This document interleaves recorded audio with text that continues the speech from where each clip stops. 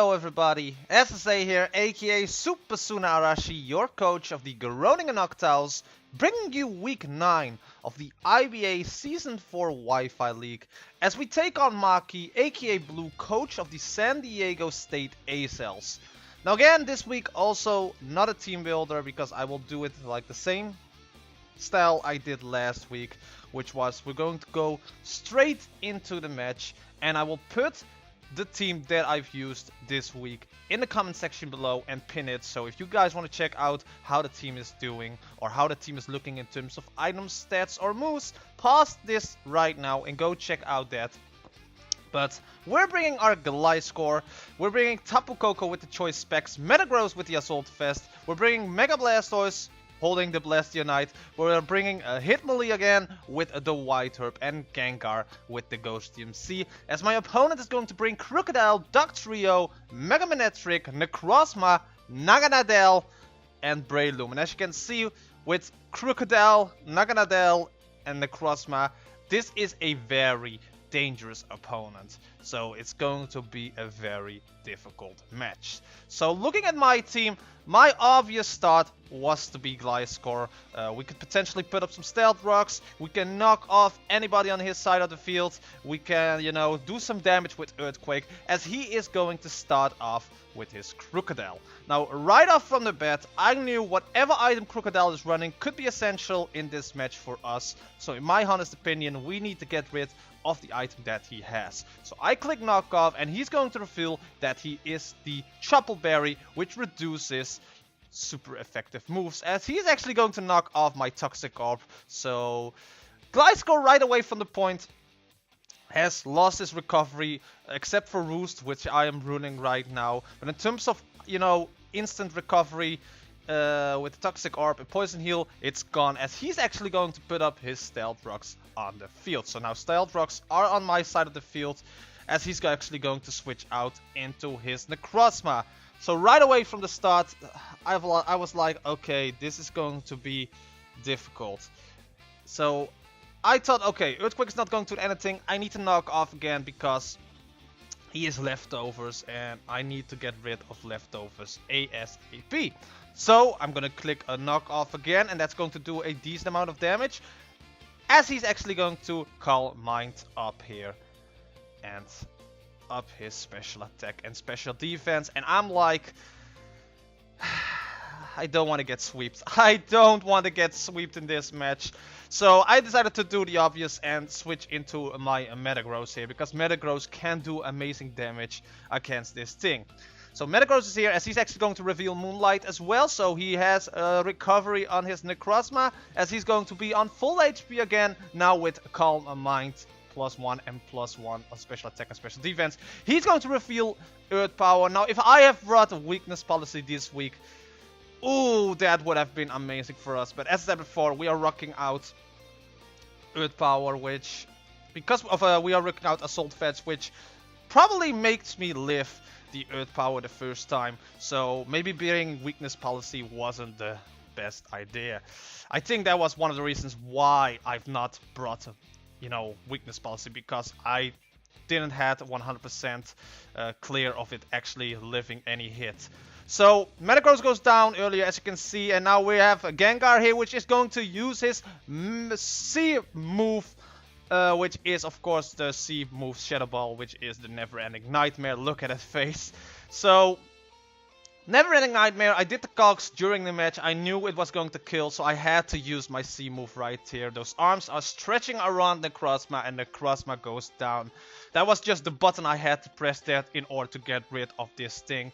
And he's actually going into his Crocodile right now. Now, we knocked off the Crocodile earlier with the Choppleberry, so now I'm free to go into a Focus Blast. Luckily enough for us, we're hitting that Focus Blast, and the Crocodile goes down on that. So a very good turn for us, and a very good play with Gengar. I'm really loving using Gengar as well in the last few weeks. Now then, this monstrosity, Naganadel, is coming in, as he's actually going to Draco Meteor and take care of our Gengar.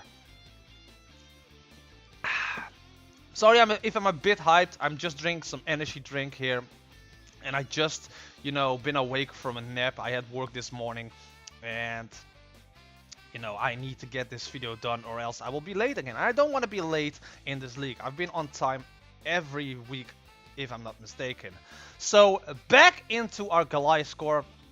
Now he's gonna withdraw. He's probably going to think the Earthquake is coming up. So he's going into his Breloom. We actually are going to click Earthquake here because it was the safest thing for us to do, as that Earthquake is not going to do that much against the Breloom. Now here we are kinda a bit lucky. I'm going to use Knockoff because I don't know what this thing is running, as he's actually going to reveal that he's Life Orb. He's going to use Bullet Seed and he's going to hit just 2 times. He's just going to hit 2 times. I'm like, okay, that's some very good luck. That's some very good luck. I can use that. So I'm like, you know what? Gliscor doesn't have the healing anymore. You know, doesn't have anything to do in this match. I'm just gonna click Earthquake. I'm just gonna click Earthquake. He's gonna reveal that the substitute that's putting me into the red. Now I was like, Earthquake probably breaks the substitute. That could help out a lot. So I was like, alright, I'm gonna click Earthquake. I'm gonna see if it actually does break the substitute, because I did the calcs, and at the calcs it did say that it will break the substitute. Substitute that faded. He uses Bullet Seed again. And again, he only hits me 2 times. So, very lucky. Then he's going to use Mach Punch to try to kill me off either way, and we live. I don't know if that was a min roll or a normal roll. Either way, we're going to click Earthquake again, and 1-on-1 with the Breloom, Gliscor is going to take a kill. Again, I was very lucky there, you know, with the 2 times 2 hitting Bullet Seeds there. Now he's going into his Manectric. I was like, alright, Hidden Power Ice me, you know, Flamethrower me, do whatever you want, because Gliscor is going to die either way from the Stealth Rocks if I switch out. So, you know, letting go Gliscor here was the best way to go. He's going to hit off that Intimidate. And the Flamethrower will kill off the Gliscor. He got a crit, doesn't really matter. I think he rather had a crit with the Bullet Seeds, with the Breloom on this thing. Now, there goes my MVP from the last few weeks, Hitmonlee. So, he's going to use Thunderbolt. Now, I could have easily gone for a Curse here, but I was like, I just want to do as much damage as possible to this thing. So, I hit that Close Combat, and he lives on 5%. Like, on 5% or so. White Herb will make sure, you know, that the defense drop and everything will be gone, and now we have Unburden. He's gonna switch out into his Dugtrio. I'm gonna hit that Close Combat again, and that Close Combat is going to kill off the Dugtrio.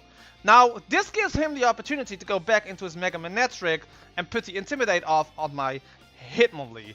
Now, you know, I could have just used Curse there, but in the match itself, I was just, you know, I need to do as much damage as I possibly can. Hindsight is 20/20, and the Close Combat will kill off the Manectric either way. It puts me, like, my defense and special defense will fail.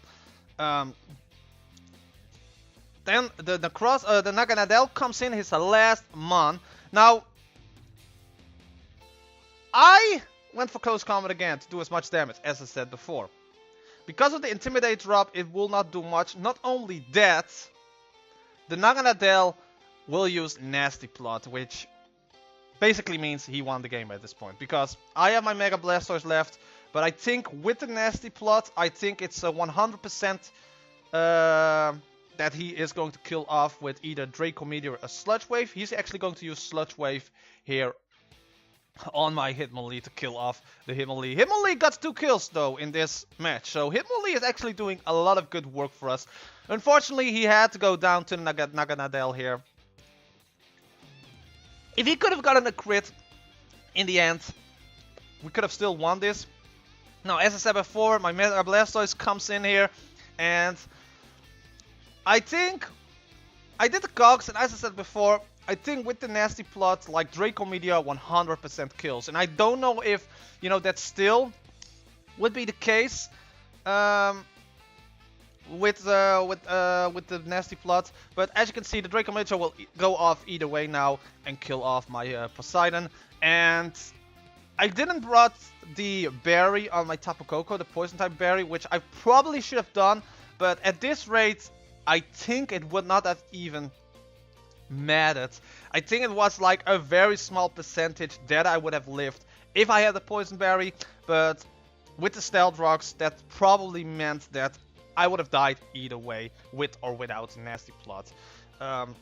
If I were Choice Carved, it wouldn't have mattered at all, because he was Beast Boost Speed. So, you know, he played very well in the end with Naganadel. Naganadel will lose HP during the Life Orb, which does mean that we are going to lose this match, but we are going to lose it based on what happened in the end. So we basically lost this match without losing any differential. Now, I don't know the results of all the other matches at top of my head, but I think it's fair to say that reaching playoffs is now 100% out of the question. So in the last two matches against Poison Aaron, I just want to have fun. I just want to, you know, play some good heated matches and just, you know, hopefully bring back, you know, our total to 6 wins and 6 losses. Because that would mean that, you know, I've reached my goal for this season, that I at least wanted to win 5 to 6 matches. Now, of course, I could have played a lot better this season to reach playoffs. There was a lot of, you know, bad luck and a lot of good luck. So, you know, in comparison to that, I don't, you know, am the kind of person that's like, yo, if I was a little bit more lucky, I would have reached playoffs. You know, I made my own mistakes this season, but I'm learning a lot. And as you can see how I play with Metagross, how I play with Gengar, how I play with Hitmonlee, how I'm playing with Mega Blastoise, I'm doing very well this season. I'm very proud of what I've accomplished this season so far. And in the last 2 matches, I hope I can bring you guys some fun, heated matches with some fun, heated commentary. I think this week I'm doing a lot better in commentary than the weeks before, just because I'm feeling a lot better. And I just want to provide you with entertaining content like this. But I want to thank my opponent, of course, Blue, aka Maki, coach of the San Diego States Azelfs. His channel will be in the description below, as well as his video from his side of the match, as well as all the other coaches and the links to the YouTube panel and the Twitter channel of the IBA. Be sure to check that out as well. And I'm going to end this video here. I want to thank you guys so much for watching. If you enjoyed this, don't forget to hit the like button, comment, share this video with others, slash the subscribe button down below, and hit that bell icon, because then you get notified every time I upload a new video, and that is sincerely appreciated. And I'm going to see you guys next week in week 10 as we face... Oh, wait! I totally forgot. We have 3 more matches to go. We have to face Poise, we have to face Aaron, and we have to face New Nation Games. Not in that order, but we have 3 matches still to go. So, either way, thank you guys, and until next week.